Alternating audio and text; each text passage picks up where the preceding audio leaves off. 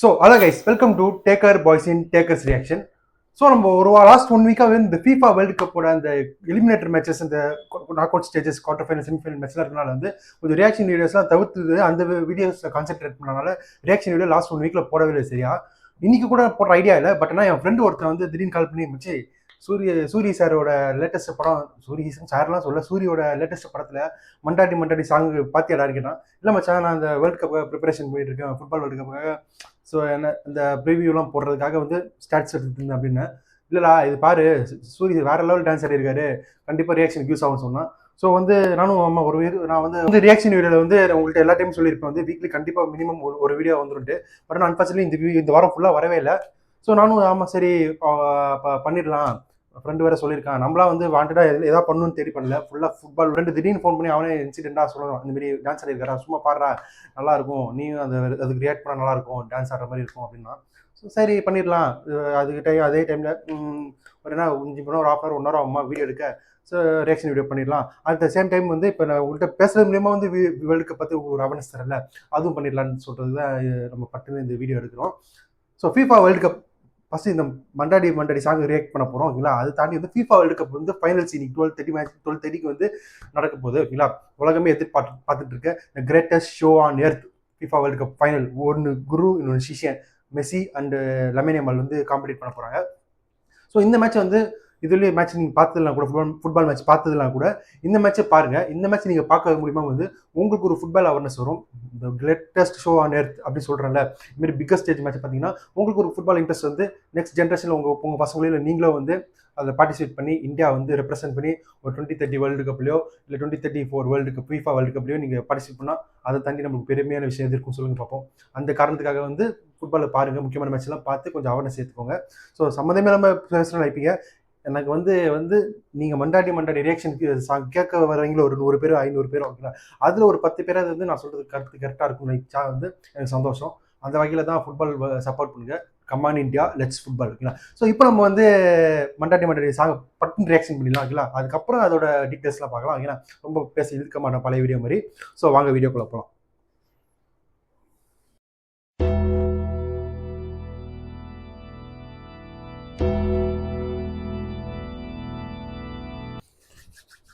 So guys, இன்ட்ரோடக்ஷனில் ஃபுல்லாக FIFA world cup தான் பேசியிருப்பேன். இப்போ நம்ம பட்டுன்னு ரியாக்ஷன் பண்ணிடலாங்களா. என் கூட சேர்ந்து நீங்களும் வந்து பாட்டை வைப் பண்ணி என்ஜாய் பண்ணுங்கள். என் கூட சேர்ந்து நீங்களும் அந்த ரியாக்ஷனுக்கு டான்ஸ்லாம் பெர்ஃபார்ம் பண்ணுறனாலும் சந்தோஷம் தான் ஓகேங்களா. வாங்க வீடியோக்குள்ளே போகலாம்.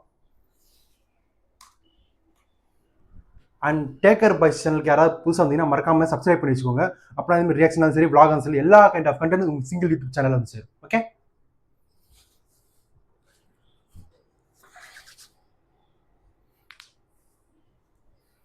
செம்மையாக ஆடித்தரோம் சூரி சார். அவர் இந்த காமெடி ஹீரோன்ற மைண்ட் செட்டே நமக்கு வராதான் இந்த பெர்ஃபார்மன்ஸ் பார்த்தோம். ஓகே, பாட்டு ப்ளே பண்ணியாச்சு. நைஸ். ஒரு மீனவ மாதிரி காட்டுறாங்க, மலை எடுத்துட்டு வர மாதிரி. GV Prakash musical.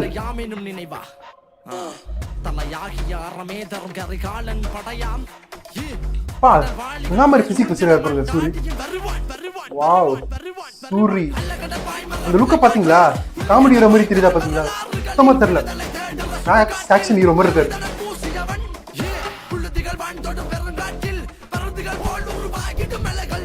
போடு போடு போடு போடு போடு போடு போடு.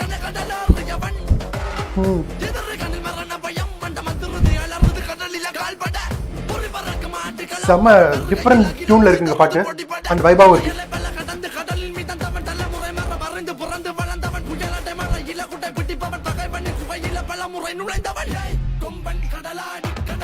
போடு போடு, சாங் வேற லெவலுங்க.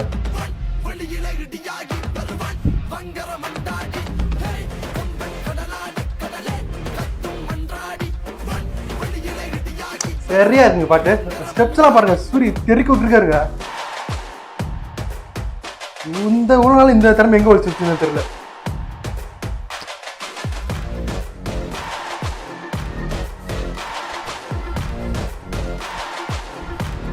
போடு, வேற லெவலு டான்ஸ் ஆடுறது. கடலலை காலடி தொடுகையில் சீரிய ஆழ்கடல் முத்துக்கள் சிந்துமடா வீராவா, உறையுள்ளே உறங்குற வாலும் காத்துல உழைக்கிற தோலும் ஒளி இருளை உண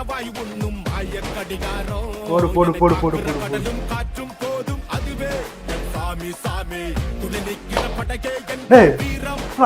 தலையில தூக்கிட்டு வர்றாரு.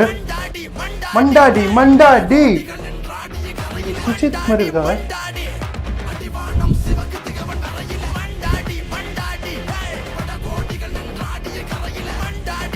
மண்டாடி மண்டாடி சரியான டான்ஸுங்க.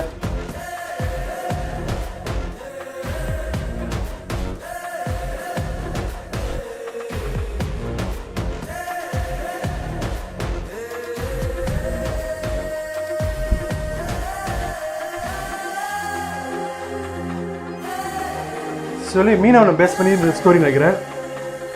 இந்த சினப்பாண்டி ரஃப்ல சூப்பரா இருக்கு. இது ஆக்சுவலி சுஜித் மாதிரி தான் இருக்கு.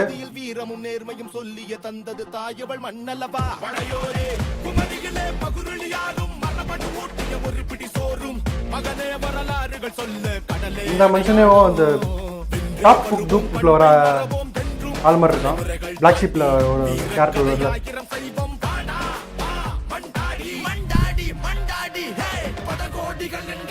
போடு மண்டாடி மண்டாடி போடு போடு Mandaadi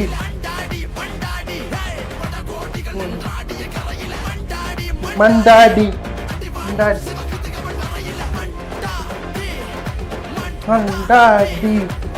Mandaadi Mandaadi Mandaadi Mandaadi. Come on, come on, come on. Need more beats. வேற லெவல் தலைவா சூரி. சரியான கம்பேக்.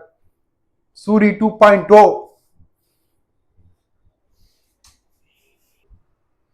கைஸ் பாட்டு கேட்டிங்களா? ஒரு டிஃப்ரெண்ட் கைண்டில் மியூசிக் போட்டிருக்காங்க. ரொம்ப ஃபோக் மாதிரிலாம் இருக்காது. பட் ஆனால் நம்ம தலைவன் ஸ்டெப்ஸ் தான் ரொம்ப இம்ப்ரெஸ் பண்ணிட்டாரு நம்மள. சூர்யாவில் எப்படி ஆட முடியுமா அப்படின்ட்டு. நம்ம ஒரு 5 வருஷம் முன்னாடி சூர்யா வந்து இந்த மாதிரி ஒரு பெர்ஃபார்மராக பார்க்க முடியுமா கேட்டிங்கன்னா கண்டிப்பாக இல்லை. நம்ம நினச்சி கூட பார்த்துருக்க மாட்டோம். பட் ஆனால் அவரோட லுக்கும் சரி, அவரோட டான்ஸும் சரி, அவரோட ஸ்க்ரீன் ப்ரெசன்ஸ் சரி, எல்லாமே டோட்டலாக சேஞ்ச் பண்ணிட்டு ஒரு டாப் ஹீரோ, ஒரு மாஸ் ஹீரோக்கு என்னென்ன தேவையோ அது எல்லாமே அப்படியே டெலிவரி பண்ணுறாரு. நம்ம யூஸ்வலாக வந்து அவர் முகத்தை வந்து இந்த காமெடி பண்ணுறதுலே பார்த்துருப்போமா? அவர் சொல்லுவார் பொட்டேட்டோ, டொமேட்டோ சொல்லி கேள்விப்பட்டிருப்போமா? அதை தாண்டி வந்து இப்போ வந்து அப்படியே டோட்டல் கான்ட்ராஸ்டாக இப்போ வந்து ஒரு மாஸ் ஹீரோ நடிக்கிறது வந்து நிறைய பேருக்கு செட் ஆகாம செட் ஆகுது. பட் ஆனால் நம்ம சூரியக்கு சார் பக்காவாக செட் ஆயிருக்கு. நீங்கள் பார்த்துருப்பீங்க அந்த நம்ம ரியாக்ஷன் வீடியோவில் அவரோட சாங் ப்ரொவர்ஷன்ஸில் அவர் பர்ஃபார்மன்ஸ் பண்ணதெல்லாம் பார்த்துருப்பீங்க. அவ்வளோ நேச்சுரலாக இருந்துச்சு. அப்புறம் மீனவன் மாதிரியே பக்காவாக அந்த கேரக்டருக்கு ஏற்ற மாதிரியே அவர் வடிவமைச்ச